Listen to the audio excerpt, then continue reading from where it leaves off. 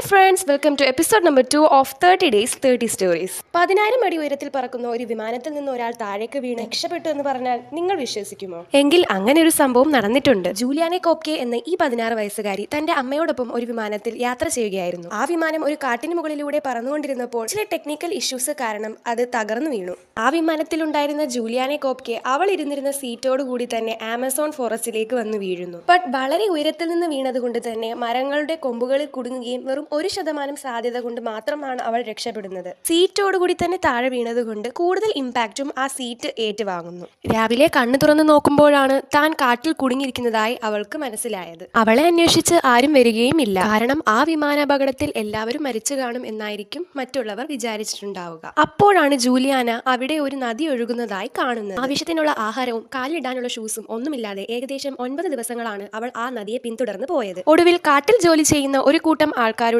ഒരു കുടിൽ അവൾ കണ്ടെത്തുന്നു. അവിടെയുള്ള ആളുകൾ അവളെ ആദ്യമായി കണ്ടപ്പോൾ കാട്ടിൽ നിന്ന് ഒരു പ്രേതം വന്നതാണെന്ന് കരുതുന്നു. കാരണം അവളുടെ അവസ്ഥയും വേഷവും അങ്ങനെയായിരുന്നു. ആദ്യം പേടിക്കുകയാണെങ്കിലും പിന്നീട് അവർ അവൾക്ക് ആവശ്യമായ സഹായവും മരുന്നുകളും നൽകുന്നു. ആ വിമാനത്തിലുണ്ടായിരുന്ന 179 പേരിൽ ജൂലിയാനെ കോപ്കെ മാത്രമാണ് രക്ഷപ്പെട്ടത്. അപ്പോൾ ഇന്നത്തെ സ്റ്റോറി ഇഷ്ടപ്പെട്ട് കാണുമെന്ന് വിചാരിക്കുന്നു. ഇതുപോലുള്ള ട്രൂ സ്റ്റോറീസ് കേൾക്കാൻ ഇഷ്ടമുള്ളവർ ഇപ്പോൾ തന്നെ നമ്മുടെ ചാനൽ സബ്സ്ക്രൈബ് ചെയ്യുക. അപ്പോൾ നെക്സ്റ്റ് ഒരു പുതിയ വീഡിയോ ആയിട്ട് കാണാം. ടാറ്റാ.